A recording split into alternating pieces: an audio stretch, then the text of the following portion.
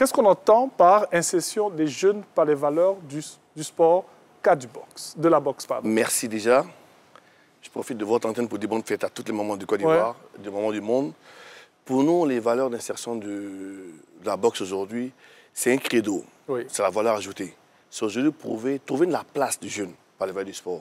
Lui trouver l'école la seconde chance. Oui. Aujourd'hui, on estime que le valoriser, l'insérer dans la société, parce qu'il y a l'école que tout le monde va aujourd'hui, qui est l'école de tous les jours, et tout le monde n'a pas la faculté d'arriver à un doctorat.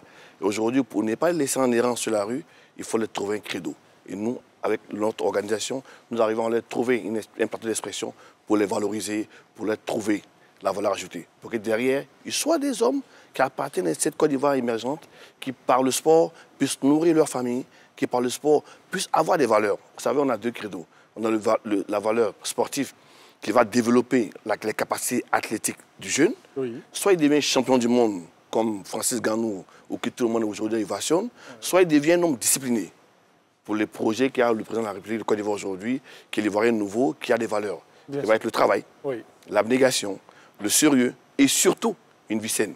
Vous imaginez quelqu'un qui s'adonne au sport, principalement, ne peut pas se donner à la drogue. Bien sûr qu'on l'a dit, Monsieur Jimmy Traoré, il est entrepreneur, voilà, avec lui, on parle bien sûr de sport, on va dire amoureux de sport, mais amoureux de la boxe.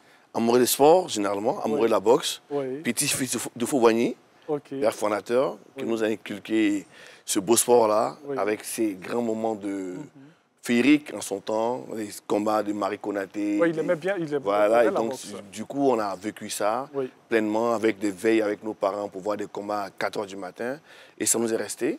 Et en plus, on a gardé la discipline qu'il a toujours fait pour la Côte d'Ivoire, c'est de nous dire que c'est un événement, c'est des combats dans lesquels il n'y a pas de tricherie. Bien sûr. Et comme moi, par principe, on n'aime pas tricher, on a opté pour la boxe. Et c'est une discipline que vous permettez à plusieurs jeunes, voilà, des jeunes qui sont généralement sans emploi, des jeunes défavorisés que vous récupérez comme ça, et qui aiment aussi la boxe, parce qu'il faut aimer avant de pouvoir s'y adonner. Ils aiment beaucoup la boxe. C'est une population, aujourd'hui, c'est statistique, la population ivoirienne et africaine, elle a presque à 60%, je crois, en moins de 25 ans. Donc, elle a besoin de ça. Et il y a la grenadine dans ces événements-là. Et donc, ces jeunes, ils adhèrent à ces événements-là, ils adhèrent à ces combats-là. Mais malheureusement, ils n'avaient pas de plateau d'expression. Et aujourd'hui, nous, on apporte ça dans les communes. On apporte une caravane de Choc des Titans qui se déplace dans les communes. J'allais même vous le demander, quel est le mécanisme que vous mettez en place pour pouvoir récupérer tous ces jeunes et leur permettre d'avoir ces valeurs du sport à travers la boxe? Nous passons par les communes. Principalement, qui ont évidemment des départements de sport, avec lesquels nous recensons les meilleurs athlètes pour valoriser, parce qu'ils viennent au nom de la commune. Et nous portons le plateau chez eux, avec d'abord une caravane de sensibilisation du diabète, parce qu'on fait d'abord du médical le matin. Très tôt le matin, on arrive, on sensibilise nos parents, on fait des dépistages gratuits avec nos partenaires. Et derrière, le soir, on les valorise et on cherche les meilleures pépites.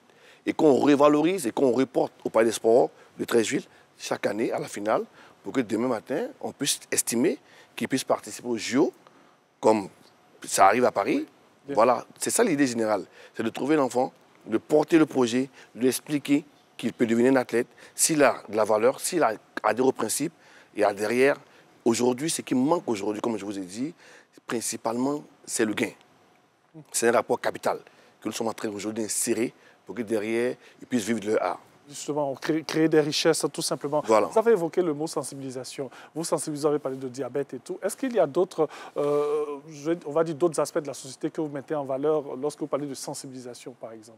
Nous, sur les caravanes, nous avons deux étapes. Nous avons deux entités. Il y a l'athlète. Pour qu'il arrive à participer au Choc des Titans, il faut qu'on check le côté médical, qu'il soit quelqu'un de sain, forcément un athlète, qui a une vie saine. Derrière, nous portons la caravane et un public. Nous avons par exemple à Boaké, il y a 2500 jeunes qui sont autour de la caravane.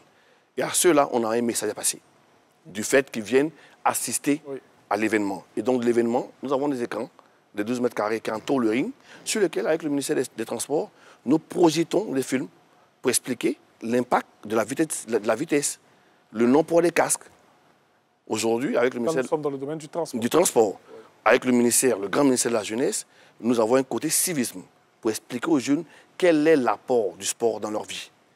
Quelle est l'éducation pour qu'ils puissent aujourd'hui être des Ivoiriens reconnus, pour qu'ils puissent vivre dignement. Nous avons, avec le ministère de l'Emploi jeune, la jeunesse, trouvé des credos d'insertion pour eux. Derrière, nous avons comme le ministère de l'Environnement, cette année, nous avons inséré au projet pour que, vous avez la nappe, le petit, quand il finit de travailler à Boaké, son eau de graisse mécanique, qu'est-ce qu'il en fait? Il met dans la première lagune qu'il trouve, dans le premier lac qu'il trouve. Et même l'environnement a sensibilisé dessus. Aujourd'hui, il y a des médicaments qui ont beaucoup de dégâts, le tramadol, pour ne pas citer le nom. Aujourd'hui, avec le ministère de la Santé, nous voulons profiter de notre espace. Il y a 3000 jeunes. C'est le meilleur credo pour leur expliquer les dangers des stupéfiants. Bien sûr. Alors, c'est ce mécanisme que vous avez trouvé, bien sûr, pour faire comprendre à tous ces jeunes qu'on peut être sportif, mais il faut avoir ces valeurs-là et fonctionner avec. En tout cas, merci beaucoup à Jimmy Traoré. Ça a l'air très intéressant, mais le temps qui nous est imparti est très limité, je suppose. Et nous avons un très grand rêve. Oui. Nous avons un rêve de voir une Côte d'Ivoire très émergente, avec une jeunesse très forte. Avec une jeunesse très forte, avec une grande fédération de boxe qui puisse les propulser et les mettre en lumière. Cette jeunesse-là, elle a besoin de rêver. Aidons-la à rêver. Merci beaucoup. Merci.